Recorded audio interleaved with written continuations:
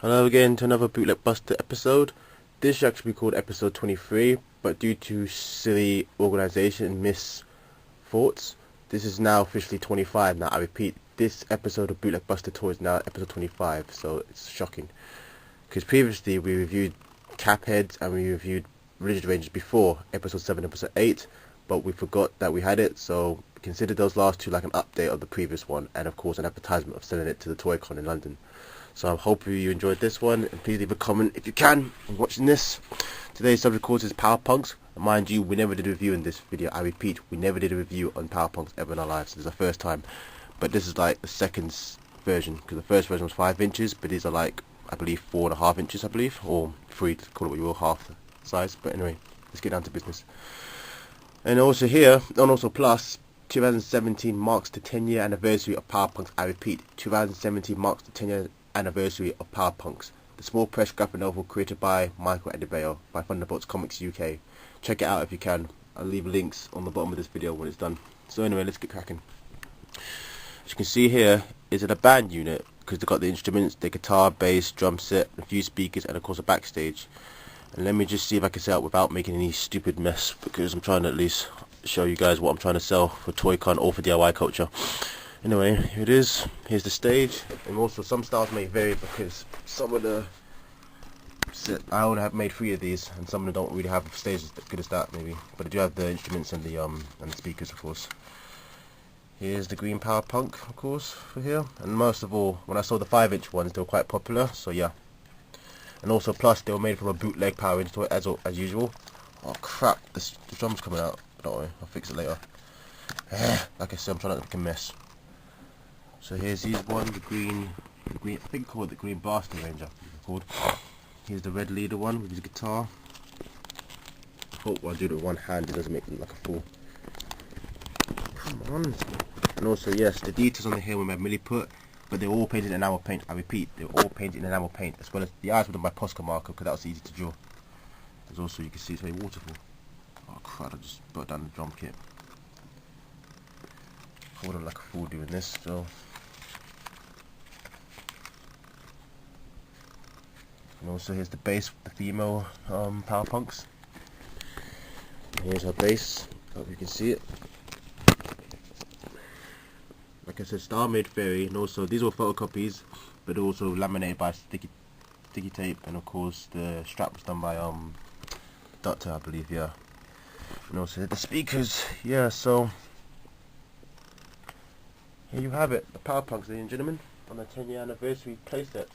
I'm selling these for 20 quid because there are only 3 of them made, and that's the only ones I've got. I haven't got myself a dummy copy, so yeah. And if I can find it behind myself, the graphic novel that I made, I could find out is, but I guess. Anyway, I'll show it on the internet. So anyway, here are the Power Punks, the red leader, the green second in command, and of course the female member of the Power Punks.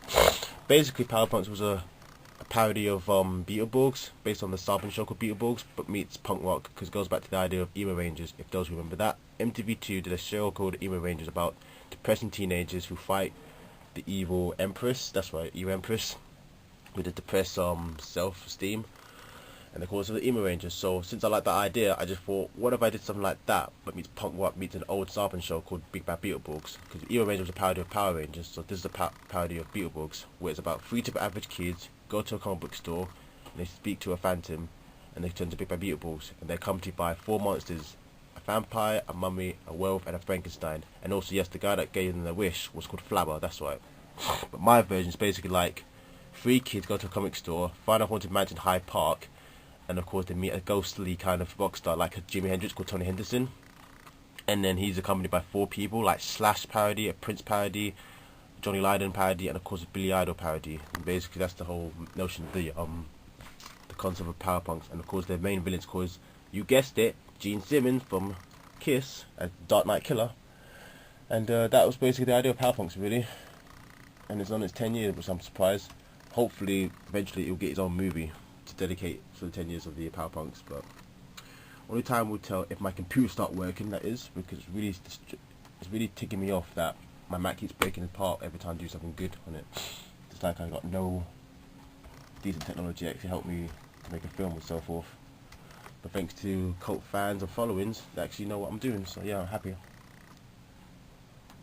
And let me just show you the graphic of how it looks like. If I can hurry up, man. Yeah, bear with us, people. Okay, we got it now. As you can see here, if you can see closely, this is it, the Powerpunks Omnibus. Basically, it only has 9 issues. Technically supposed to be a movie, but unfortunately, like I said, due to technical difficulties, it couldn't be made. So here's the cover, as you can see from these toy sets right here: the red, green, purple. And you can see those guys in the front. If you can see probably this camera, because it's really crap.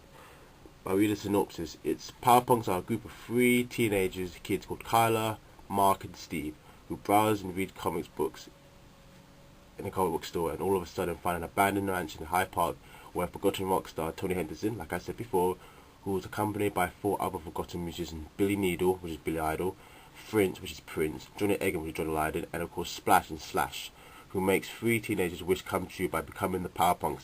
Now they are a punk superhero team where they battle against their arch rival Dark Knight Killer, which is caused the Gene Simmons parody of Kiss, who is also forgotten glam rock star musician whose main plot is to go back to show business. So it's up to the Powerpunks to stop his reign of terror. And it's just the official omnibus, which is a 9-issue series. But issue 10 should have been a movie, but eventually I'm hoping this year I will make the movie, so yeah. And if you like, go on to lulu.com and type in the Powerpunks Omnibus and you'll find that graphic novel. So yeah. It's only 10 years. I'm hoping to sell it for 20 quid for Toy-Con, and also if I'm lucky to sell some at DIY Culture at Rick's London, which is the 5th of May, I believe. Yeah. And that's it now. I reviewed my toy, I showed you the graphic novel, I showed you what these cats are based on, and I hope you like what you see. And please leave a comment and tell me what you think about this video. And plus, we made a terrible mistake previously in our 2 previous videos, episode 23, episode 24, because we did do Caphead review and we did do a Viz Ranger review. But that was a mistake. We all make mistakes. Consider it as an update of the previous one, episode 7, episode 8. So yeah. And like I said, hope you enjoyed this episode. Please leave a comment. Don't forget to subscribe to my channel. And yes, stay tuned for more Bootleg Busters videos. Haha.